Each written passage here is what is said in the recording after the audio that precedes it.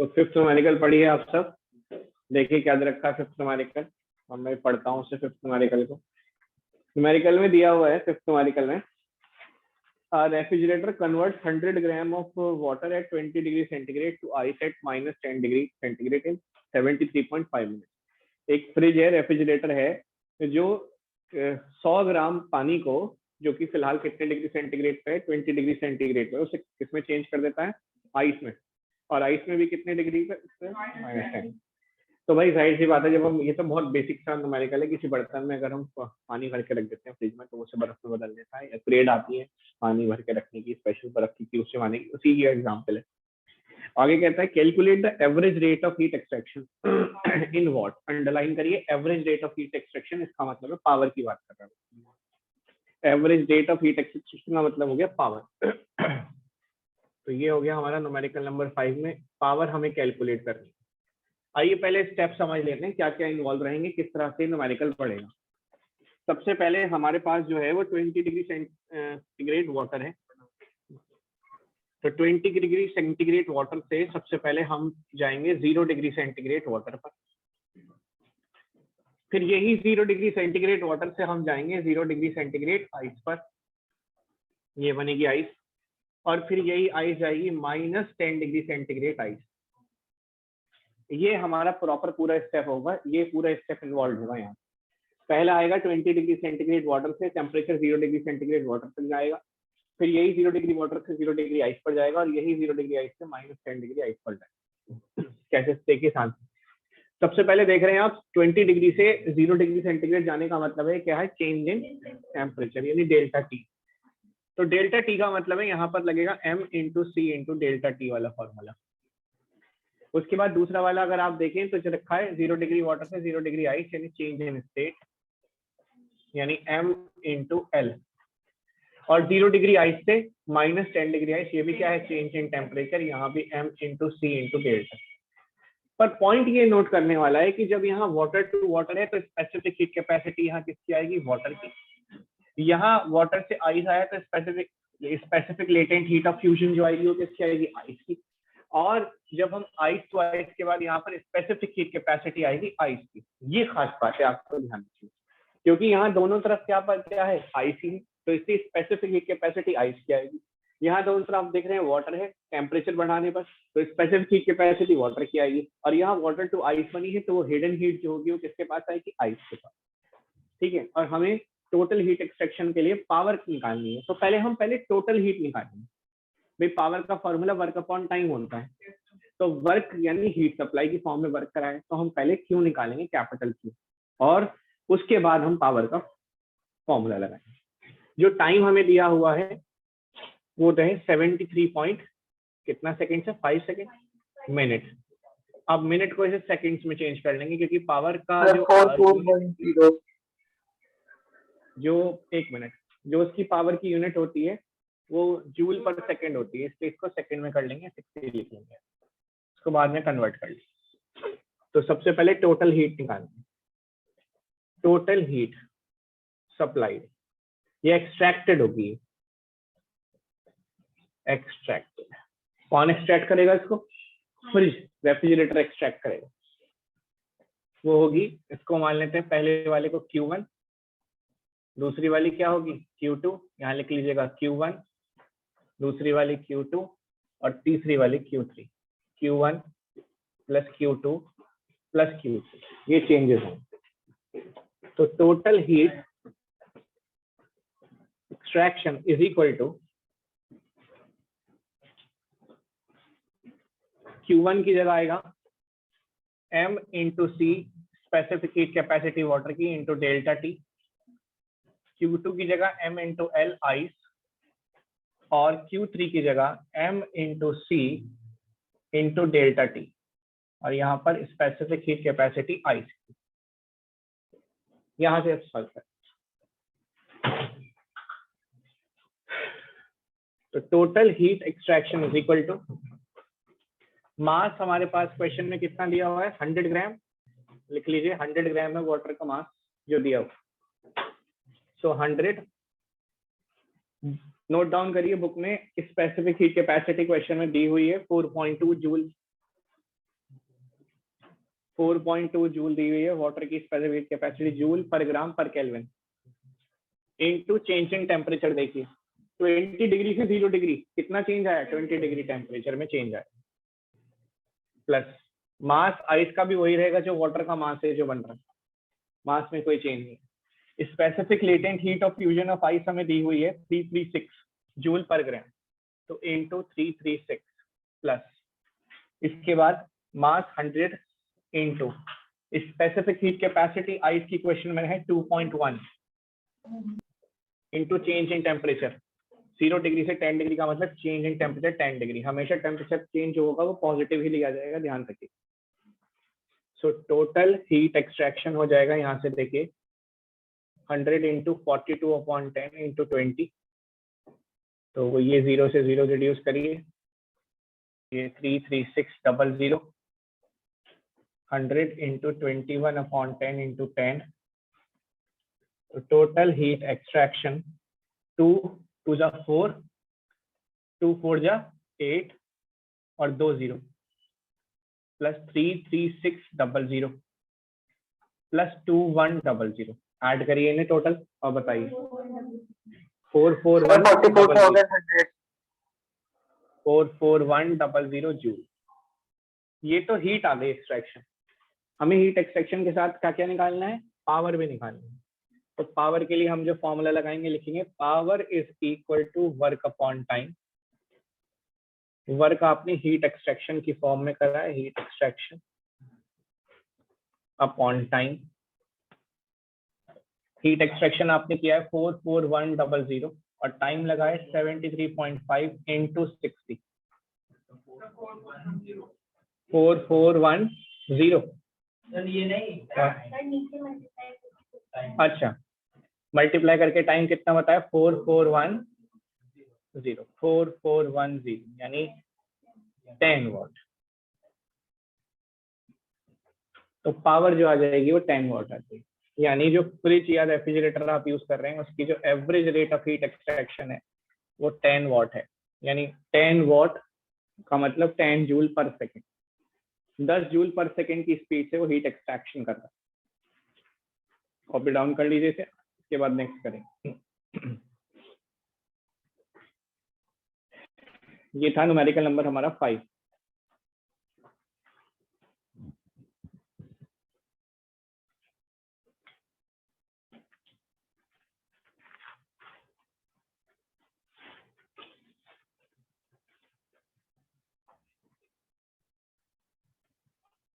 उतार लिया? ऐसे तो रिकॉर्डिंग पे बाकी देख लीजिएगा आप बाद में, अगर नहीं उतरा तो फिर बाद में उतार लीजिएगा। करिए कि जल्दी उतारिए। न्यूमेरिकल नंबर 6 क्या कह रहा है, देखिए न्यूमेरिकल नंबर 6 कहता है इन एन एक्सपेरिमेंट, एक एक्सपेरिमेंट में 17 gram of ice is use, 17 gram ice का यूज किया है, ठीक है जी। अच्छा करा है, उससे क्या मतलब काहे के लिए यूज करा है, to bring down the temperature of 40 gram of water, 40 gram पानी का टेम्परेचर कहाँ से, एट 34 डिग्री सेंटीग्रेड पर। जो पानी था आपके पास कितना था, 40 ग्राम वाटर कितने डिग्री सेंटीग्रेड पर था, 34, उसका temperature to its freezing point, freezing temperature underline करिए, फ्रीजिंग टेम्परेचर का मतलब होता है 0 डिग्री सेंटीग्रेड। यानी क्वेश्चन में ये कहा जा रहा है कि आपने 17 ग्राम आइस का यूज करा है ताकि आप 40 ग्राम पानी का टेम्परेचर 34 से 0 डिग्री सेंटीग्रेड पर ला सकें। और कहता है the specific heat capacity of water is 4.2 joule पर ग्राम पर kelvin, calculate the specific latent heat of ice. अब हुआ क्या है, ध्यान से सुनिए, इसमें दो चीजें इन्वॉल्व है, एक हो गया आपका वाटर और एक हो गई आइस। सबसे पहले वाटर की बात करते हैं। वाटर का मास कितना दिया हुआ है, m1 मान लेते हैं इसको 40 ग्राम, और इनिशियली वो कितने टेम्परेचर पर है, 34 डिग्री सेंटीग्रेड पर, ठीक है। दूसरा इसके बाद आइस जो है आपके पास उसका मास है 17 ग्राम, और वो फिलहाल कितने टेम्परेचर पे मानी जाएगी आइस, 0 डिग्री सेंटीग्रेड पे। हाँ कि ना, मैंने कल बताया था कि आइस को इनिशियली अगर ना गिवन हो तो कितने डिग्री सेंटीग्रेड पे मानेंगे, 0 डिग्री सेंटीग्रेड। अच्छा जी, अब इसके बाद स्पेसिफिक हीट कैपेसिटी वाटर की दी हुई है, और जो वैल्यू दी हुई है वो है 4.2 जूल पर ग्राम पर केल्विन, ये वैल्यू आपको गिवन। और आपसे पूछा है specific latent heat of ice, specific latent heat of ice की वैल्यू पूछ रहा है। जाहिर सी बात है, यहाँ पर हीट किसने सप्लाई करी होगी, वाटर ने, और वो किसने अब्सॉर्ब करी होगी, आइस ने। वाटर ने तो हीट जो दी होगी, तो वो फाइनल टेम्परेचर जो है यहाँ पर दोनों का, फाइनल टेम्परेचर T जो है वो फ्रीजिंग पॉइंट का मतलब कितने डिग्री हो गया, 0 डिग्री सेंटीग्रेड। यानी हीट इम्पार्टेड बाय वाटर या heat given by water is equal to heat absorbed by ice. अब पॉइंट सुनिए क्या यहाँ पर हो रहा है। देखिए जो वाटर ने हीट दी है, ध्यान से देखिएगा, वाटर ने हीट दी है अपना टेम्परेचर 34 डिग्री सेंटीग्रेड से कहां तक लाने में, 0 डिग्री सेंटीग्रेड। ठीक, वाटर टू वाटर ही। और वाटर टू वाटर का मतलब क्या हुआ, चेंज इन टेम्परेचर। थोड़ा जगह बना लेते हैं, सही से लिख देता हूँ बात। Change in temperature delta T. जबकि जब हम आइस की बात कर रहे हैं, तो आइस ने अपना टेम्परेचर 0 डिग्री आइस ही थी वो, लेकिन कन्वर्ट होके कहाँ बनी होगी, क्या बना होगा, 0 डिग्री। अब आप मुझे ये बताइए कि 0 डिग्री वाटर तो बना, मैं समझ गया, ठीक है, लेकिन उसमें एक पॉइंट आगे एक पॉइंट और दिया हुआ है, 17 gram of ice is used to bring down the temperature of 40 gram of water at 34 to its freezing temperature. यानी ओवरऑल टेम्परेचर कितना हुआ है, फाइनल टेम्परेचर 0। तो मैं आपसे ये पूछना चाहता हूँ कि और फर्दर ये आगे बढ़ाऊं या इतना काफी है, बताइए। आइस का टेम्परेचर बढ़ना तब था जब क्वेश्चन में ये दिया होता कि फाइनल टेम्परेचर 0 नहीं, कहाँ है ना, फ्रीजिंग टेम्परेचर, इसीलिए अंडरलाइन कराया। फ्रीजिंग टेम्परेचर का मतलब है 0 डिग्री फाइनल टेम्परेचर। हाँ, अगर वो ये कह देता क्वेश्चन में कि भाई इन दोनों का उठा के टेम्परेचर 50 डिग्री तक बढ़ाना है, तो पहले ये चेंज आता है, समझ गए बात। अच्छा, ये 0 डिग्री आइस से 0 डिग्री वाटर बनने का मतलब क्या है, चेंज इन स्टेट, यानी हीट बाय कौन सा लॉ है, प्रिंसिपल ऑफ कंजर्वेशन। बोलो, सुना है या नहीं सुना है कुछ, conservation of energy by the principle of conservation of heat energy, heat imparted by water is equal to heat absorbed by ice. Heat absorbed by ice to change its state.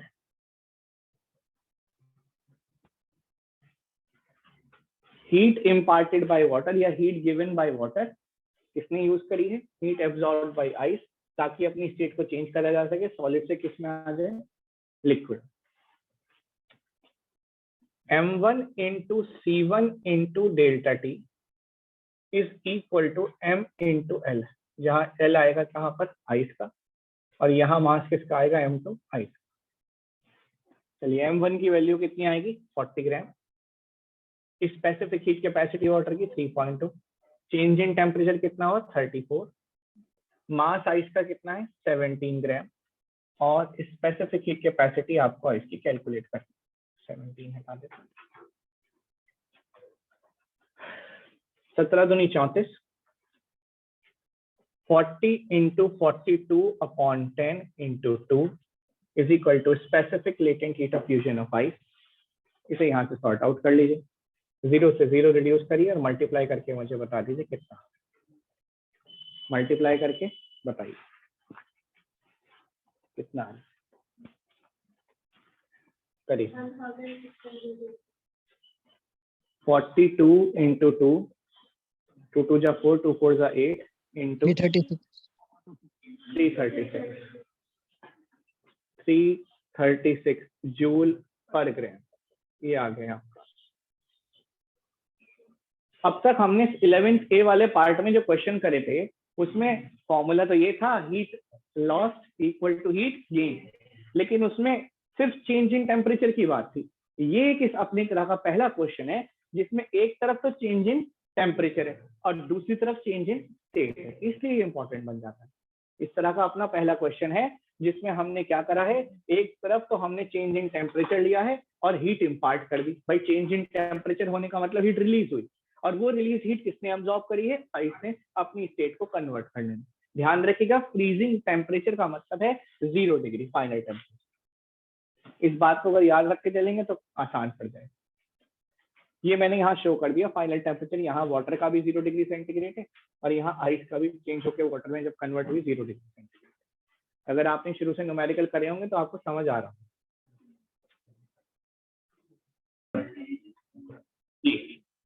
7th question है, the temperature of 170 gram of water, जो temperature है किसका, 170 ग्राम of water का, कितने degree centigrade पर, 50 degree centigrade, is lower to 5।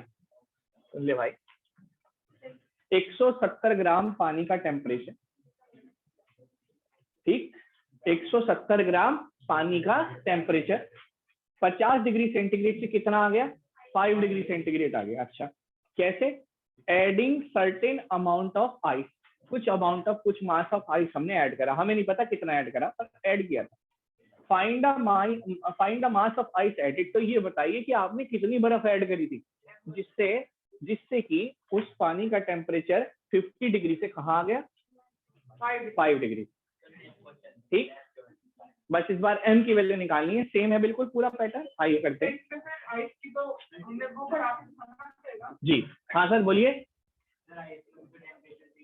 जी बिल्कुल होगा, चिंता ना करें। जी जी जी करेंगे, बेफिक्र रही। इधर वाटर ले लीजिए सबसे पहले 7, और वाटर का टेम्परेचर है हमारे पास 170 ग्राम, और फिलहाल उसका टेम्परेचर, इनिशियल जो टेम्परेचर था वो कितना था, 50 डिग्री सेंटीग्रेड।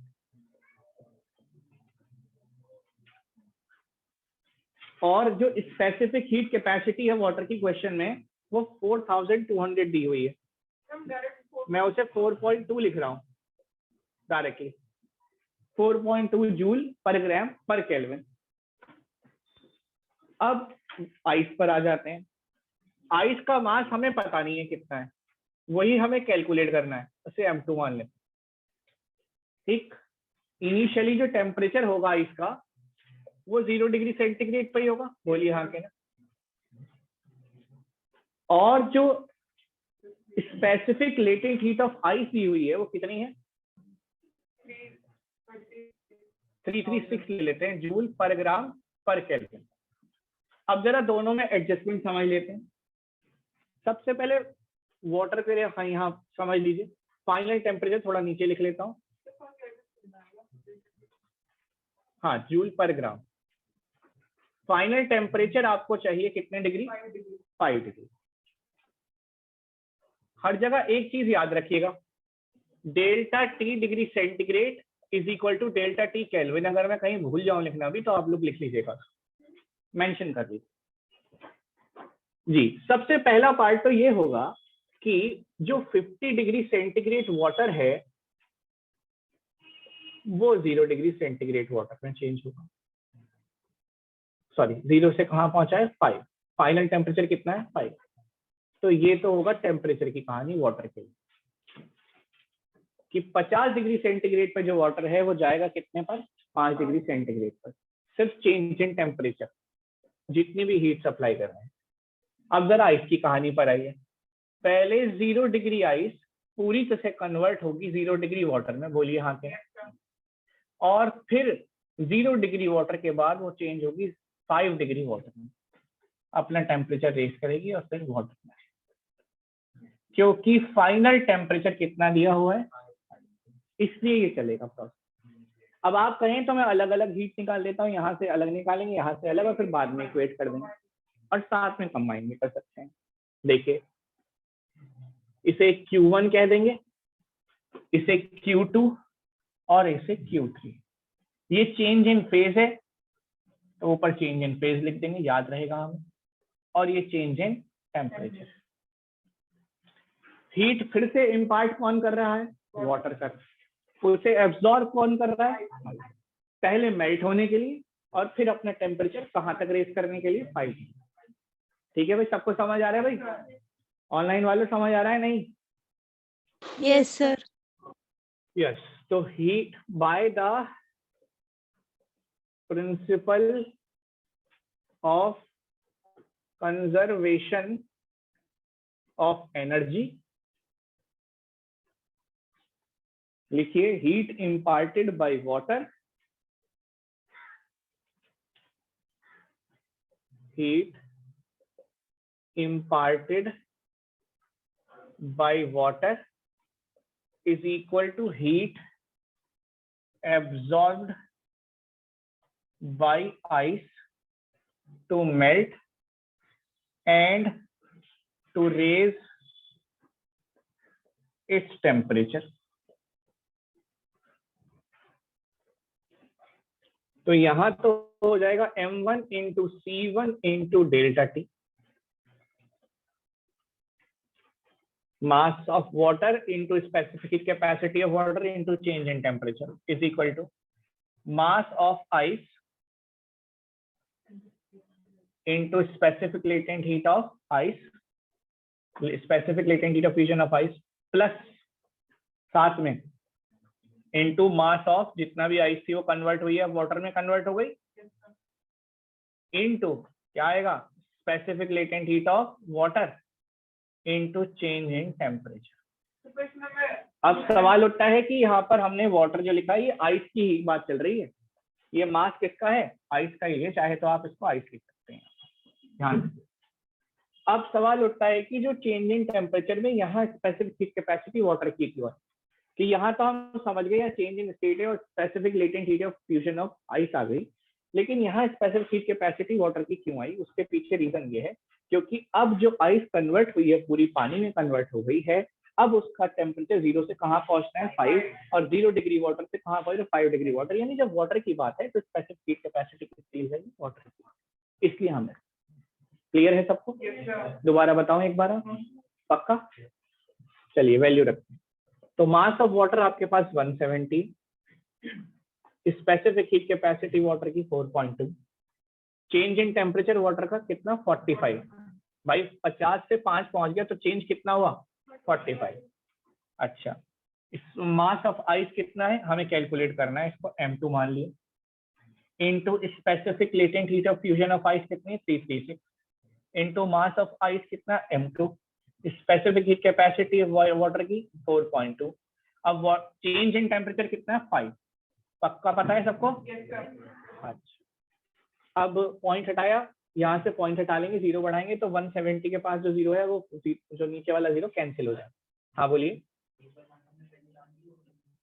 हाँ, यहाँ से दोबारा से पहला वाटर ने अपना टेम्परेचर चेंज किया 50 से 5 तक, तो चेंज इन टेम्परेचर के लिए जो हम फॉर्मूला इस्तेमाल करते हैं वो होता है m इंटू सी इंटू डेल्टा टी, यानी मास ऑफ वाटर 170 गया यहाँ से, स्पेसिफिक हीट कैपेसिटी वाटर की 4.2 और चेंज इन टेम्परेचर वाटर का 50 से 5 गया, यानी चेंज हुआ 45 डिग्री, तो वो लगा। उसके बाद आइस ने ये हीट एब्जॉर्ब 2 फेजेस में करी है, पहला हिस्सा करा है अपने आप को पूरी तरह से वाटर में कन्वर्ट करने के लिए, तो m इंटू एल, यानी जितना मास है आइस का into specific latent heat of fusion of ice, plus साथ में उसके बाद जब पूरी आइस वाटर में कन्वर्ट हो गई तो उसने अपना टेम्परेचर 0 डिग्री से 5 डिग्री इंक्रीज किया, तो प्लस साथ में वो हीट और एब्जॉर्ब करी है।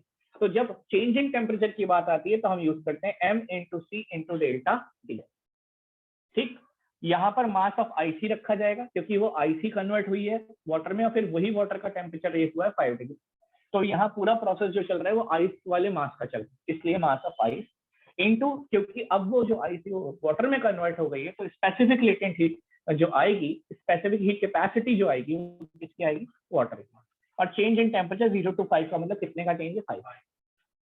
ठीक, अब यहाँ से मैंने ये जो 4.2 का डेसिमल था इसे रिमूव करके नीचे 10 बनाया, 0 से 0 रिड्यूस करा, अभी आपका 17 इंटू 42 इंटू 45 हो गया है, is equal to 336 m2 plus, अब यहाँ से मल्टीप्लाई करेंगे जब आप तो ये कितना आएगा बताइए, 5 2 10 का 0 कैरी 2, 5 4 20, 5 2 10 का 0 कैरी 1 21, ठीक है, और एक के बाद पॉइंट लगे तो 21 m2 बचेगा मेरे हिसाब से, बताइए ऑनलाइन वाले बच्चों।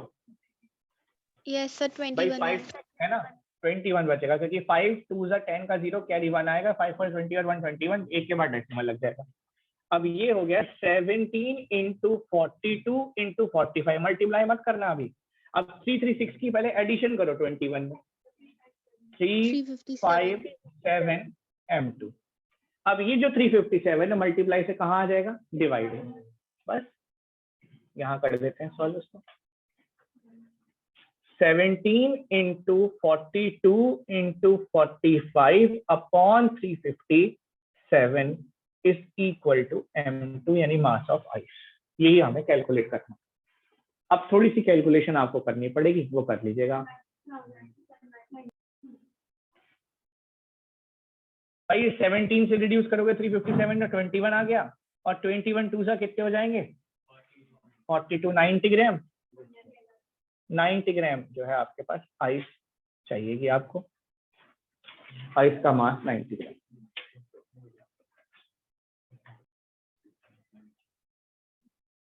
हाँ जी, 8th न्यूमेरिकल है आपका। Find the result of mixing 10 gram of ice at -10 degree centigrade with 10 gram of water eight 10 degree centigrade.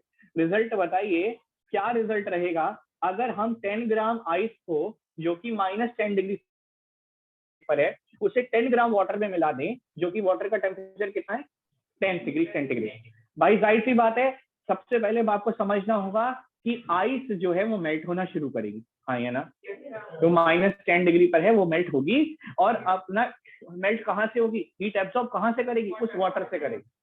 अच्छा जी, और टोटल टेम्परेचर क्या आना चाहिए, find the result of mixing 10 gram of ice -10 degree centigrade with 10 gram of water eight 10 degree centigrade. अब इसमें आपको एक exemption लेके चलना है कि माना जब हमने पानी और बर्फ में मिला दिया तो उन दोनों का टेम्परेचर जो है 0 डिग्री पहुंचा। ऐसा तो हो ही नहीं सकता कि बर्फ पानी का टेम्परेचर जो है बढ़ा दे, हो सकता है क्या, नहीं। हाँ, इतना तो हो सकता है कि पानी का टेम्परेचर नीचे जाए। ये बात तय है, जैसे ही आप आइस मिलाएंगे वाटर में, उसका टेम्परेचर 50 ही क्यों ना हो या 10 ही क्यों ना हो, उससे नीचे आना है, इंक्रीज तो नहीं कर सकते आप।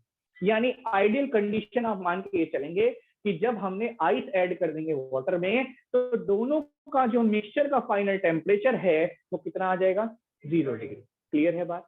अब जरा पहले रफ में थोड़ा समझ लीजिए क्या मतलब इस न्यूमेरिकल। सबसे पहले हम आइस की बात करते हैं। आइस, अब हमारे पास आइस का मास नहीं है, हमें कितना मास है इसका, 10 ग्राम। अब हम ये देखेंगे कि पहले अगर आइस पूरी मेल्ट हो जाए तो वो कितना हीट रिलीज एब्जॉर्ब करेगी, किससे एब्जॉर्ब करेगी। तो पहले हम ये देख लें कि आइस कितनी हीट चाहिए चेंज करने के लिए आइस को, और वाटर कितनी हीट सप्लाई कर पा रहा है। तो पहले वाटर की बात करते हैं कि वाटर कितनी हीट सप्लाई कर पाए। चलिए सबसे पहले वाटर की बात सुनिए जरा। वाटर कहता है जी मेरा टेम्परेचर जो है वो फिलहाल 10 डिग्री सेंटीग्रेड है। हाँ या ना, वो कहता है जी मैं 10 डिग्री सेंटीग्रेड से 0 डिग्री सेंटीग्रेड तक पहुंच जाऊंगा, इससे ज्यादा मेरे बस का है नहीं। हाँ या ना, आप जमा तो मुझे सकते नहीं, ठीक है। अच्छा, उनका ठीक है, यानी क्या है, चेंज इन टेम्परेचर। हाँ या ना, और जो हीट रिलीज होगी वो किस फॉर्म में होगी, M into C into delta T के फॉर्म में। अच्छा, मास कितना है वाटर का, 10 ग्राम। उसके बाद स्पेसिफिक हीट कैपेसिटी वाटर की 4.2 जूल पर ग्राम पर केल्विन। ठीक, अब ध्यान से समझिए आर्यमन कि अगर heat supplied by water, heat कौन सप्लाई करेगा, वाटर, यानी heat imparted by water. Total heat ऐसे लिखेगा, total heat imparted by water is equal to M into C into delta T। मास कितना है वाटर का, 10, specific heat capacity 4.2, change in temperature 10। हाँ या ना, तो भाई कितनी जूल आई जरा बताना, मेरे हिसाब से 420 आएगा, कितना आएगा, बस वाटर हाथ खड़े कर देगा कि जी बस मैं इतनी ही हीट सप्लाई कर सकता हूँ, कितनी, 420। वाटर कहेगा इससे कि देखो जी मेरे पास है 420 जूल हीट, और मैं अपना टेम्परेचर 10 से कहां तक ला सकता हूँ, 0। इससे नीचे तुम मेरा टेम्परेचर कुछ नहीं ले जा सकती, चाहे कुछ भी कर लो। यानी 420 जूल हीट देने के बाद वाटर ये कहेगा अब तुम्हारी मर्जी है आई, कि तुम इसमें 1 ग्राम चेंज हो जाओ पानी में। कितने ग्राम आइस है हमारे पास? 10 ग्राम। तो अब आइस से कहेगा भाई तुम 10 ग्राम हो, वाटर कह रहा है आइस से कि तुम 10 ग्राम हो, ठीक है। तुम इसमें 1 ग्राम चेंज हो जाओ पानी में, मुझे फर्क नहीं पड़ता। 2 ग्राम चेंज हो जाओ, मुझे फर्क नहीं पड़ता। और जी पूरी भी चेंज हो जाओ, मुझे फर्क नहीं पड़ता। मेरी क्षमता इतनी है, मेरी कैपेबिलिटी इतनी है कि मैं आपको सिर्फ इतनी हीट इम्पार्ट करके दे सकता हूँ। अब ये हमें देखना है कि आइस पूरी कन्वर्ट हो भी पाएगी या नहीं। आइए आइस के पर्सपेक्टिव से देखते हैं। Total heat imparted by water तो हो गया। अब आइस का केस देख लीजिए। आइस कहेगी, अब मेरी सुन लो जरा। आइस कहेगी मेरे पास जो मेरा जो मास है वो कितना ग्राम है? 10 ग्राम। और जो स्पेसिफिक लेटेंट हीट है मेरी वो है 336 जूल पर ग्राम। और जो स्पेसिफिक हीट कैपेसिटी भी है मेरी वो है 2.1 जूल पर ग्राम पर केल्विन। उन्होंने कहा ठीक है, ये तो तुमने कहानी सब बता दी, मुद्दे की बात बताओ। उन्हें कहा जी देखो, आपने फिलहाल मेरा टेम्परेचर जो बताया है वो -10 डिग्री बताया, हाँ ये ना, कि जो मेरा टेम्परेचर बताया आपने -10 डिग्री बताया, ठीक है जी बता दी। इससे आप जो टेम्परेचर लाएंगे सबसे पहले कहां तक लाएंगे? 0 डिग्री। तो पहले सुनिए ध्यान से, पहले -10 डिग्री आइस कहां पर आएगी? उसके बाद वो 0 डिग्री वाटर में कन्वर्ट होगी, अगर थोड़ी बहुत हीट उसे मिल पाए। बात समझ रहे हैं? पहले -10 ग्राम आइस कहां पर पहुंचेगी? 0 डिग्री आइस पर। इसके बाद की कहानी बाद में देखेंगे, वो 0 डिग्री वाटर बनती है या नहीं। पहले तो ये देख लो कि आइस को कितनी